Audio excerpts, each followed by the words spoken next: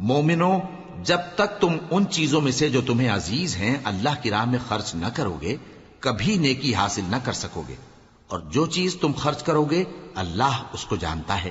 بنی اسرائیل کے لیے تورات کے نازل ہونے سے پہلے کھانے کی تمام چیزیں حلال تھیں بجز ان کے جو یعقوب نے خود اپنے اوپر حرام کر لی تھی۔ کہہ دو کہ اگر سچے ہو تو تورات لاؤ اور اسے پڑھو، یعنی دلیل پیش کرو۔ اب جو اس کے بعد بھی اللہ پر جھوٹے افطرا کریں تو ایسے لوگ ہی بے انصاف ہیں۔ کہہ دو کہ اللہ نے سچ فرما دیا، پس دین ابراہیم کی پیروی کرو جو سب سے بے تعلق ہو کر ایک اللہ کے ہو رہے تھے اور مشرکوں میں سے نہ تھے۔ سب سے پہلا گھر جو لوگوں کی عبادت کرنے کے لیے مقرر کیا گیا تھا وہی ہے جو مکے میں ہے، بابرکت اور جہان والوں کے لیے موجب ہدایت۔ اس میں کھلی ہوئی نشانیاں ہیں جن میں سے ایک ابراہیم کے کھڑے ہونے کی جگہ ہے۔ جو شخص اس مبارک گھر میں داخل ہوا اس نے امن پا لیا، اور لوگوں پر اللہ کا حق یعنی فرض ہے کہ جو اس گھر تک جانے کا مقدور رکھے وہ اس کا حج کرے، اور جو اس حکم کی تعمیل نہ کرے گا تو اللہ بھی اہل عالم سے بے نیاز ہے۔ کہو کہ اے اہل کتاب، تم اللہ کی آیتوں سے کیوں کفر کرتے ہو جبکہ اللہ تمہارے سب اعمال سے باخبر ہے؟ کہو کہ اے اہل کتاب، تم مومنوں کو اللہ کے رستے سے کیوں روکتے ہو اور باوجود کہ تم اس سے واقف ہو اس میں کجی نکالتے ہو، اور اللہ تمہارے کرتوتوں سے بے خبر نہیں؟ مومنو، اگر تم اہل کتاب کے کسی فریق کا کہا مان لو گے تو وہ تمہیں ایمان لانے کے بعد کافر بنا دیں گے، اور تم کیوں کر کفر کرو گے جبکہ تم کو اللہ کی آیتیں پڑھ پڑھ کر سنائی جاتی ہیں اور تم میں اس کے پیغمبر موجود ہیں؟ اور جس نے اللہ کی رسی کو مضبوط پکڑ لیا وہ سیدھے رستے لگ گیا۔ مومنو، اللہ سے ڈرو جیسا کہ اس سے ڈرنے کا حق ہے، اور مرنا تو مسلمان ہی مرنا، اور سب مل کر اللہ کی ہدایت کی رسی کو مضبوط پکڑے رہنا اور فرقے فرقے نہ ہو جانا، اور اپنے اوپر اللہ کی اس مہربانی کو یاد رکھنا جب تم ایک دوسرے کے دشمن تھے تو اس نے تمہارے دلوں میں الفت ڈال دی اور تم اس کی مہربانی سے بھائی بھائی ہو گئے، اور تم آگ کے گڑھے کے کنارے تک پہنچ چکے تھے تو اس نے تم کو اس سے بچا لیا۔ اس طرح اللہ تم کو اپنی آیتیں کھول کھول کر سناتا ہے تاکہ تم راہ راست پر رہو۔ اور تم میں ایک جماعت ایسی ہونی چاہیے جو لوگوں کو نیکی کی طرف بلائے اور اچھے کام کرنے کا حکم دے اور برے کاموں سے منع کرے۔ یہی لوگ ہیں جو کامیاب ہیں، اور ان لوگوں کی طرح نہ ہونا جو متفرق ہو گئے اور صاف احکام آنے کے بعد ایک دوسرے سے اختلاف کرنے لگے۔ یہ وہ لوگ ہیں جن کو قیامت کے دن بڑا عذاب ہوگا، جس دن بہت سے منہ سفید ہوں گے اور بہت سے سیاہ۔ تو جن لوگوں کے منہ سیاہ ہوں گے ان سے اللہ فرمائے گا، کیا تم ایمان لا کر کافر ہو گئے تھے؟ سو اب اس کفر کے بدلے عذاب کے مزے چکھو۔ اور جن لوگوں کے منہ سفید ہوں گے وہ اللہ کی رحمت کے باغوں میں ہوں گے اور ان میں ہمیشہ رہیں گے۔ یہ اللہ کی آیتیں ہیں جو ہم تم کو ٹھیک ٹھیک پڑھ کر سناتے ہیں، اور اللہ اہل عالم پر ظلم نہیں کرنا چاہتا، اور جو کچھ آسمانوں میں اور جو کچھ زمین میں ہے سب اللہ ہی کا ہے، اور سب کاموں کا انجام اللہ ہی کی طرف ہے۔ مومنو، تم بہترین امت ہو جسے لوگوں کی ہدایت کے لیے میدان میں لایا گیا ہے کہ تم نیک کام کرنے کو کہتے ہو اور برے کاموں سے منع کرتے ہو اور اللہ پر ایمان رکھتے ہو۔ اور اگر اہل کتاب بھی ایمان لے آتے تو ان کے لیے بہت اچھا ہوتا۔ ان میں ایمان لانے والے بھی ہیں لیکن تھوڑے، اور اکثر نافرمان ہیں۔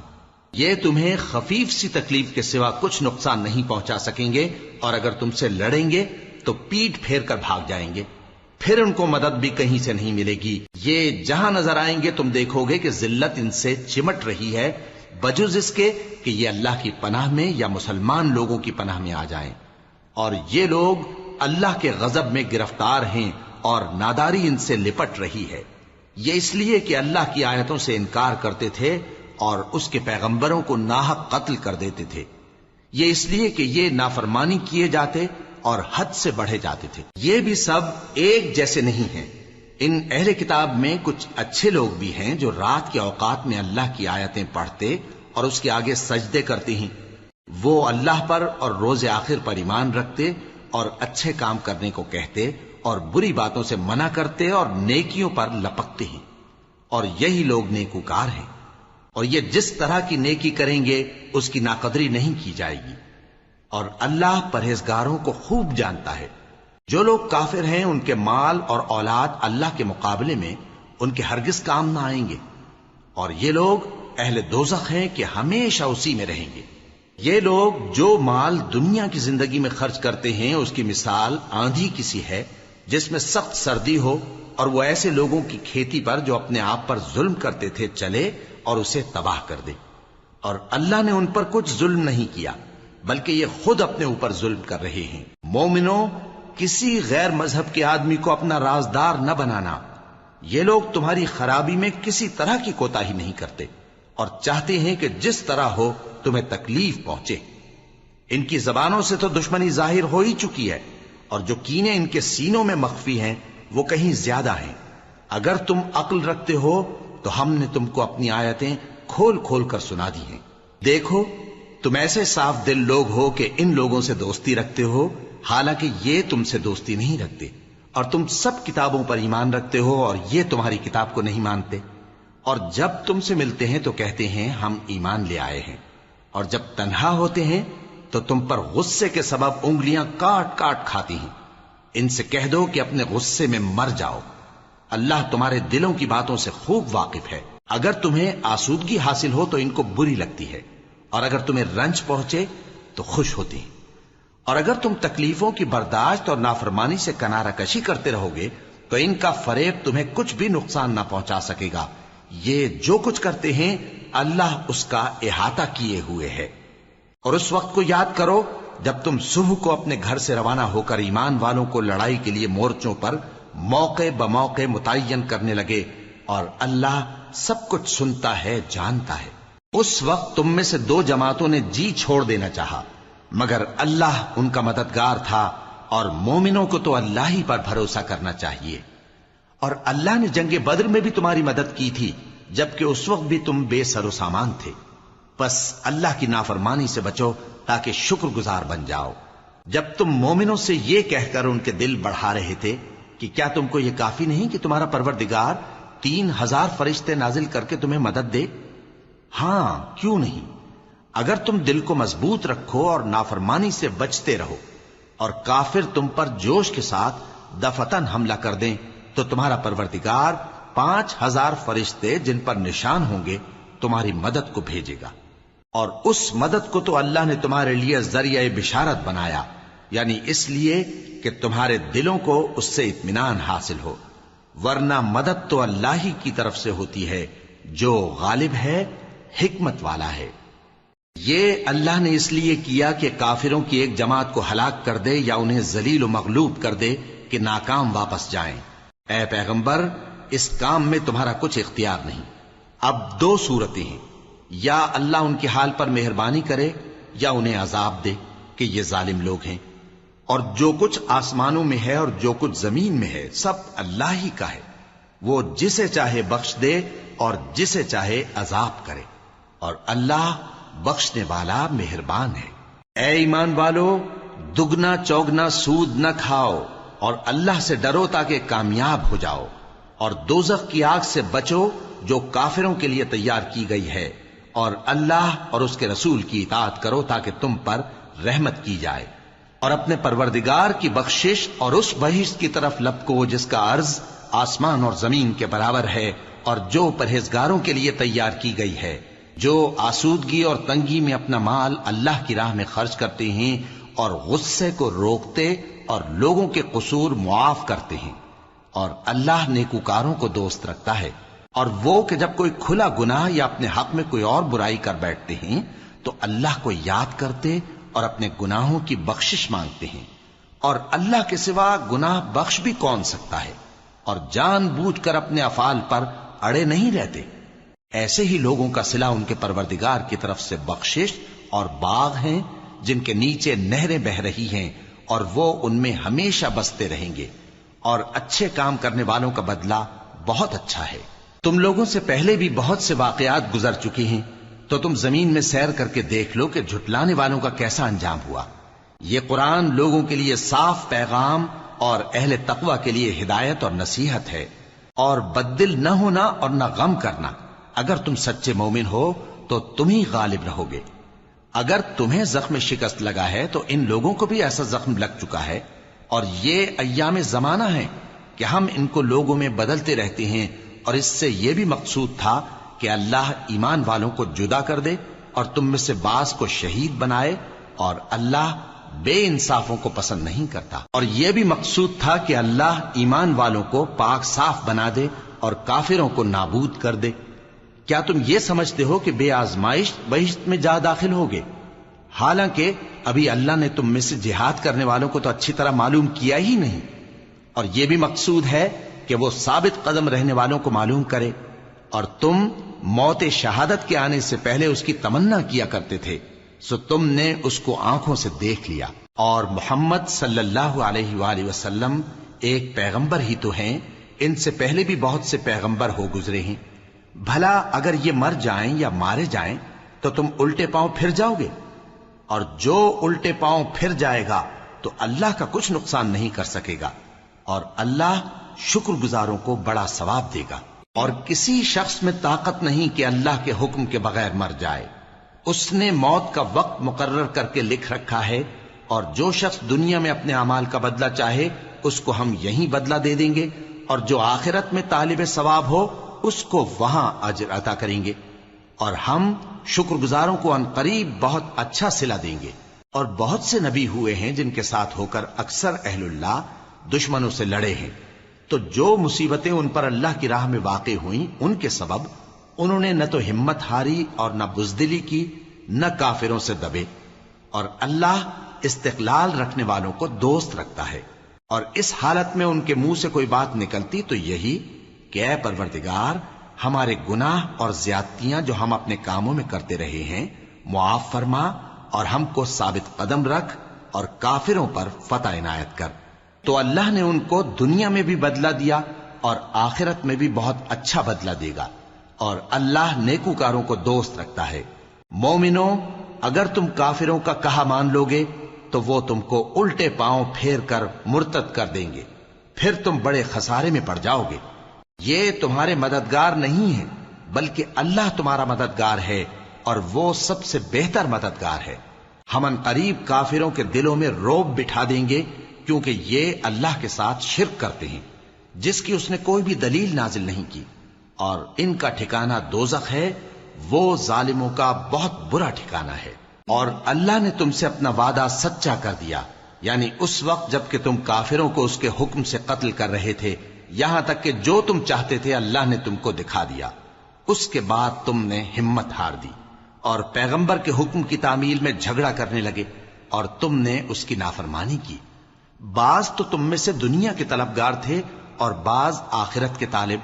اس وقت اللہ نے تم کو ان کے سامنے سے ہٹا دیا تاکہ تمہاری آزمائش کرے، اور اس نے تمہارا قصور معاف کر دیا، اور اللہ مومنوں پر بڑا فضل کرنے والا ہے۔ وہ وقت بھی یاد کرنے کے لائق ہے جب تم لوگ دور بھاگے جاتے تھے اور کسی کو پیچھے پھر کر نہیں دیکھتے تھے، اور رسول اللہ صلی اللہ علیہ وآلہ وسلم تم کو تمہارے پیچھے کھڑے بلا رہے تھے، تو اللہ نے تم کو غم پر غم پہنچایا تاکہ جو چیز تمہارے ہاتھ سے جاتی رہی یا جو مصیبت تم پر واقع ہوئی ہے اس سے تم غمگین نہ ہو، اور اللہ تمہارے سب اعمال سے خبردار ہے۔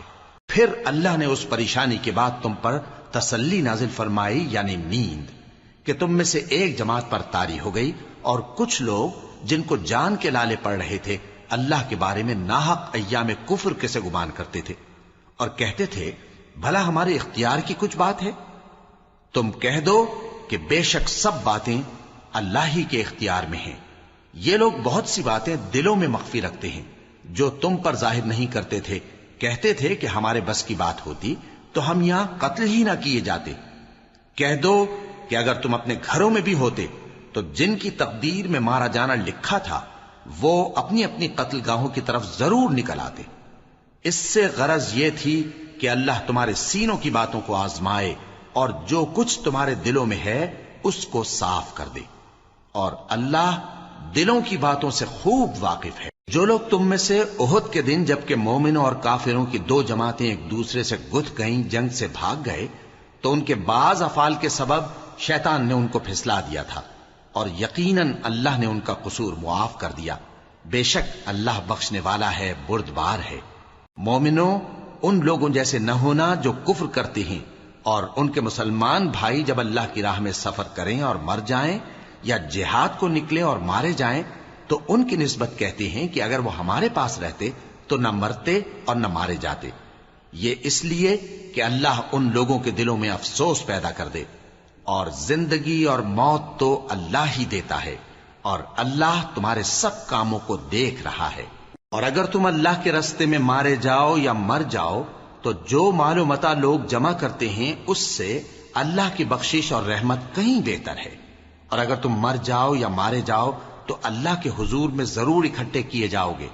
پھر اے نبی، اللہ کی مہربانی سے تم ان لوگوں کے لیے نرم مزاج واقع ہوئے ہو، اور اگر تم بدخو اور سخت دل ہوتے تو یہ تمہارے پاس سے بھاگ کھڑے ہوتے، سو ان کو معاف کر دو اور ان کے لیے اللہ سے مغفرت مانگو، اور اپنے کاموں میں ان سے مشورت لیا کرو، اور جب کسی کام کا پختہ ارادہ کر لو تو اللہ پر بھروسہ رکھو، بے شک اللہ بھروسہ رکھنے والوں کو دوست رکھتا ہے۔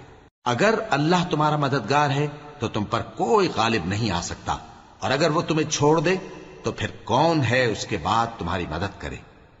اور مومنوں کو تو چاہیے کہ اللہ ہی پر بھروسہ رکھیں، اور کبھی نہیں ہو سکتا کہ کوئی پیغمبر خیانت کرے، اور خیانت کرنے والوں کو قیامت کے دن خیانت کی ہوئی چیز اللہ کے روبرو لا حاضر کرنی ہوگی، پھر ہر شخص کو اس کے اعمال کا پورا پورا بدلہ دیا جائے گا، اور ان کے ساتھ بے انصافی نہیں کی جائے گی۔ بھلا جو شخص اللہ کی خوشنودی کا تابع ہو وہ اس شخص کی طرح ہو سکتا ہے جو اللہ کی ناخوشی میں گرفتار ہو، اور جس کا ٹھکانہ دوزخ ہے اور وہ برا ٹھکانہ ہے۔ سب لوگوں کے اللہ کے ہاں مختلف درجے ہیں، اور اللہ ان کے سب اعمال دیکھ رہا ہے۔ اللہ نے مومنوں پر یقیناً احسان کیا ہے کہ ان میں انہی میں سے ایک پیغمبر بھیجے جو ان کو اللہ کی آیتیں پڑھ پڑھ کر سناتے اور ان کو پاک کرتے اور انہیں کتاب و حکمت کی تعلیم دیتے ہیں، اور پہلے تو یہ لوگ کھلی گمراہی میں تھے۔ بھلا یہ کیا بات ہے کہ جب احد کے دن کفار کے ہاتھ سے تم پر مصیبت واقع ہوئی، حالانکہ جنگ بدر میں اس سے دگنی مصیبت تمہارے ہاتھ سے ان پر پڑ چکی ہے، تو تم کہنے لگے کہ یہ آفت ہم پر کہاں سے آ پڑی؟ کہہ دو کہ یہ تمہاری ہی شامت اعمال ہے کہ تم نے پیغمبر کے حکم کے خلاف کیا، بے شک اللہ ہر چیز پر قادر ہے۔ اور جو مصیبت تم پر دونوں جماعتوں کے مقابلے کے دن واقع ہوئی سو اللہ کے حکم سے واقع ہوئی، اور اس سے یہ مقصود تھا کہ اللہ مومنوں کو اچھی طرح معلوم کر لے اور منافقوں کو بھی معلوم کر لے۔ اور جب ان سے کہا گیا کہ آؤ اللہ کے راستے میں جنگ کرو یا کافروں کے حملوں کو روکو، تو کہنے لگے کہ اگر ہم کو لڑائی کی خبر ہوتی تو ہم ضرور تمہارے ساتھ رہتے۔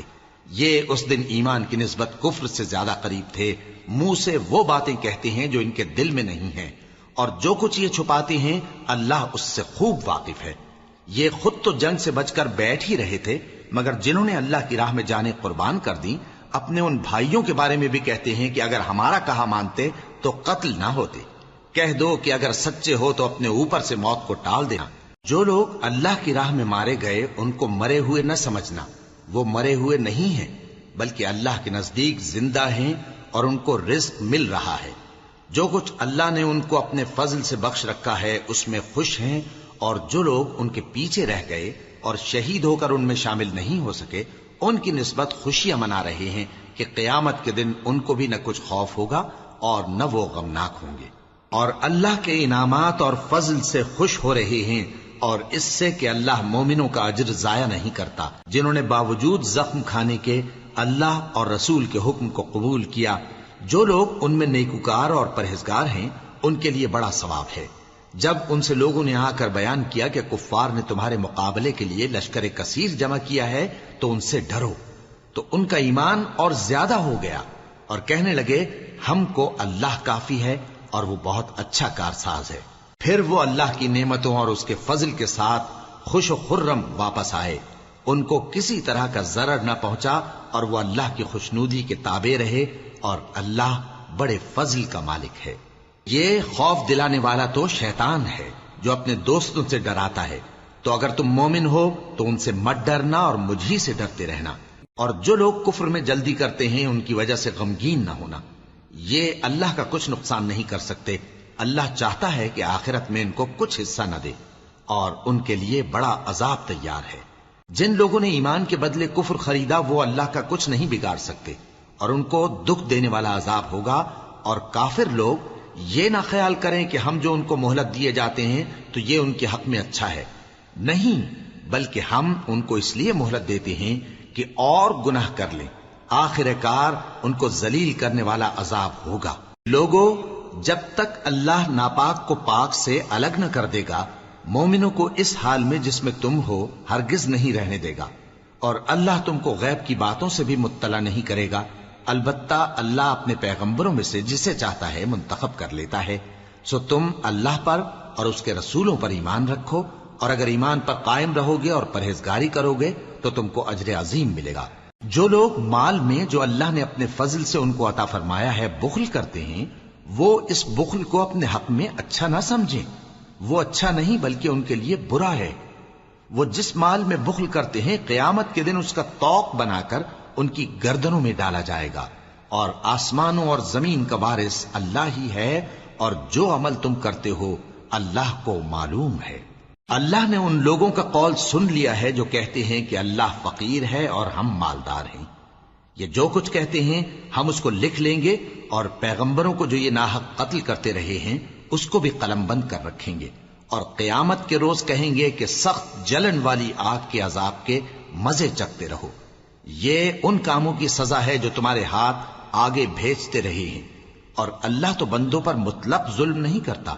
جو لوگ کہتے ہیں کہ اللہ نے ہمیں حکم بھیجا کہ جب تک کوئی پیغمبر ہمارے پاس ایسی نیاز لے کر نہ آئے جس کو آگ آ کر کھا جائے تب تک ہم اس پر ایمان نہ لائیں گے، اے پیغمبر ان سے کہہ دو کہ مجھ سے پہلے کئی پیغمبر تمہارے پاس کھلی ہوئی نشانیاں لے کر آئے، اور وہ معجزہ بھی لائے جو تم کہتے ہو، تو اگر سچے ہو تو تم نے ان کو کیوں قتل کیا؟ پھر اگر یہ لوگ تم کو جھٹلا رہے ہیں تو تم سے پہلے بہت سے پیغمبر کھلی ہوئی نشانیاں اور صحیفے اور روشن کتابیں لے کر آ چکے ہیں کہ ان کو بھی جھٹلایا گیا تھا۔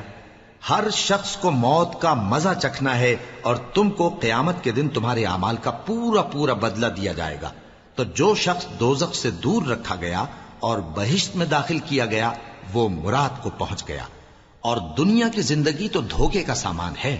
اے اہل ایمان، تمہارے مال و جان میں تمہاری آزمائش ضرور کی جائے گی، اور تم اہل کتاب سے اور ان لوگوں سے جو مشرک ہیں بہت سی ایذا کی باتیں سنو گے، تو اگر صبر اور پرہیزگاری کرتے رہو گے تو یہ بڑی ہمت کے کام ہیں۔ اور جب اللہ نے ان لوگوں سے جن کو کتاب عنایت کی گئی تھی اقرار لیا کہ اس میں جو کچھ لکھا ہے اسے لوگوں سے صاف صاف بیان کرتے رہنا اور اس کی کسی بات کو نہ چھپانا، تو انہوں نے اس کو پس پشت پھینک دیا اور اس کے بدلے تھوڑی سی قیمت حاصل کی۔ یہ جو کچھ حاصل کرتے ہیں برا ہے۔ جو لوگ اپنے کیے ہوئے کاموں سے خوش ہوتے ہیں اور وہ کام جو کرتے نہیں ان کے لیے چاہتے ہیں کہ ان کی تعریف کی جائے، ان کی نسبت خیال نہ کرنا کہ وہ عذاب سے چھٹکارا پائیں گے، اور انہیں درد دینے والا عذاب ہوگا۔ اور آسمانوں اور زمین کی بادشاہی اللہ ہی کو ہے، اور اللہ ہر چیز پر قادر ہے۔ بے شک آسمانوں اور زمین کی پیدائش اور رات اور دن کے بدل بدل کر آنے جانے میں عقل والوں کے لیے نشانیاں ہیں، جو کھڑے اور بیٹھے اور لیٹے ہر حال میں اللہ کو یاد کرتے اور آسمان اور زمین کی پیدائش میں غور کرتے اور کہتے ہیں کہ اے پروردگار، تو نے اس کائنات کو بے فائدہ نہیں پیدا کیا، تو پاک ہے، تو قیامت کے دن ہمیں دوزخ کے عذاب سے بچائیو۔ اے پروردگار، جس کو تو نے دوزخ میں ڈالا اسے رسوا کیا، اور ظالموں کا کوئی مددگار نہیں ہوگا۔ اے پروردگار، ہم نے ایک پکارنے والے کو سنا کہ ایمان کے لیے پکار رہا تھا کہ اپنے پروردگار پر ایمان لاؤ، تو ہم ایمان لے آئے۔ سو اے پروردگار، ہمارے گناہ معاف فرما اور ہماری برائیوں کو ہم سے دور کر دے، اور ہم کو دنیا سے نیک بندوں کے ساتھ اٹھائیو۔ اے پروردگار، تو نے جن جن چیزوں کے ہم سے اپنے پیغمبروں کے واسطے سے وعدے کیے ہیں وہ ہمیں عطا فرما، اور قیامت کے دن ہمیں رسوا نہ کیجیو۔ کچھ شک نہیں کہ تو خلاف وعدہ نہیں کرے گا۔ تو ان کے پروردگار نے ان کی دعا قبول کر لی اور فرمایا کہ میں کسی عمل کرنے والے کے عمل کو مرد ہو یا عورت ضائع نہیں کرتا۔ تم ایک دوسرے کے ہم جنس ہو، تو جو لوگ میرے لیے وطن چھوڑ گئے اور اپنے گھروں سے نکالے گئے اور ستائے گئے اور لڑے اور قتل کیے گئے، میں ان کے گناہ دور کر دوں گا اور ان کو بہشتوں میں داخل کروں گا جن کے نیچے نہریں بہ رہی ہیں۔ یہ اللہ کے ہاں سے بدلہ ہے، اور اللہ کے ہاں اچھا بدلہ ہے۔ اے پیغمبر، کافروں کا شہروں میں ٹھاٹھ سے گھومنا تمہیں دھوکہ نہ دے۔ یہ دنیا کا تھوڑا سا فائدہ ہے، پھر آخرت میں تو ان کا ٹھکانہ دوزخ ہے، اور وہ بری جگہ ہے۔ لیکن جو لوگ اپنے پروردگار سے ڈرتے رہے ان کے لیے باغ ہیں جن کے نیچے نہریں بہ رہی ہیں اور وہ ان میں ہمیشہ رہیں گے. یہ اللہ کے ہاں سے ان کی مہمانی ہے، اور جو کچھ اللہ کے ہاں ہے وہ نیکوکاروں کے لیے بہت اچھا ہے. اور بعض اہل کتاب ایسے بھی ہیں جو اللہ پر اور اس کتاب پر جو تم پر نازل ہوئی اور اس پر جو ان پر نازل ہوئی ایمان رکھتے ہیں اور اللہ کے آگے عاجزی کرتے ہیں اور اللہ کی آیتوں کے بدلے تھوڑی سی قیمت نہیں لیتے. یہی لوگ ہیں جن کا صلہ ان کے پروردگار کے ہاں تیار ہے، اور اللہ جلد حساب لینے والا ہے. اے اہل ایمان، کفار کے مقابلے میں ثابت قدم رہو اور استقامت رکھو اور مورچوں پر جمے رہو اور اللہ سے ڈرو تاکہ مراد حاصل کرو. شروع اللہ کا نام لے کر جو بڑا مہربان نہایت رحم والا ہے. لوگو اپنے پروردگار سے ڈرو جس نے تم کو ایک شخص سے پیدا کیا، یعنی اول اس سے اس کا جوڑا بنایا، پھر ان دونوں سے کثرت سے مرد و عورت پیدا کر کے روئے زمین پر پھیلا دیے. اور اللہ سے ڈرو جس کے واسطے سے تم ایک دوسرے سے حقوق کا مطالبہ کرتے ہو، اور قطع رحمی سے بچو. کچھ شک نہیں کہ اللہ تمہیں دیکھ رہا ہے. اور یتیموں کا مال جو تمہاری تحویل میں ہو ان کے حوالے کر دو، اور ان کے پاکیزہ اور عمدہ مال کو اپنے ناقص اور برے مال سے نہ بدلو، اور نہ ان کا مال اپنے مال میں ملا کر کھاؤ کہ یہ بڑا سخت گناہ ہے. اور اگر تم کو اس بات کا خوف ہو کہ یتیم لڑکیوں کے بارے میں انصاف نہ کر سکو گے تو ان کے سوا جو عورتیں تم کو پسند ہوں 2 یا 3 یا 4 ان سے نکاح کر لو. اور اگر اس بات کا اندیشہ ہو کہ کئی عورتوں سے انصاف نہ کر سکو گے تو ایک ہی عورت سے نکاح کرو یا باندی سے تعلق رکھو جس کے تم مالک ہو. اس طرح تم بے انصافی سے بچ جاؤ گے. اور عورتوں کو ان کے مہر خوشی سے دے دیا کرو. ہاں، اگر وہ اپنی خوشی سے اس میں سے کچھ تم کو چھوڑ دیں تو اسے مزے سے کھا لو. اور کم عقلوں کو ان کا مال جسے اللہ نے تم لوگوں کے لیے سبب معیشت بنایا ہے مت دو. ہاں، اس میں سے ان کو کھلاتے اور پہناتے رہو اور ان سے معقول بات کہتے رہو. اور یتیموں کو بالغ ہونے تک کام کاج میں مصروف رکھو اور جانچتے رہو. پھر بالغ ہونے پر اگر ان میں عقل کی پختگی دیکھو تو ان کا مال ان کے حوالے کر دو، اور اس خوف سے کہ وہ بڑے ہو جائیں گے، یعنی بڑے ہو کر تم سے اپنا مال واپس لے لیں گے، اس کو فضول خرچی اور جلدی میں نہ اڑا دینا. اور جو شخص آسودہ حال ہو اس کو ایسے مال سے قطعی طور پر پرہیز رکھنا چاہیے، اور جو ضرورت مند ہو وہ مناسب طور پر یعنی بقدر خدمت کچھ لے لے. اور جب ان کا مال ان کے حوالے کرنے لگو تو گواہ کر لیا کرو. اور حقیقت میں تو اللہ ہی گواہ اور حساب لینے والا کافی ہے. جو مال ماں باپ اور رشتہ دار چھوڑ مریں، تھوڑا ہو یا بہت، اس میں مردوں کا بھی حصہ ہے اور عورتوں کا بھی. یہ حصے اللہ کے مقرر کیے ہوئے ہیں.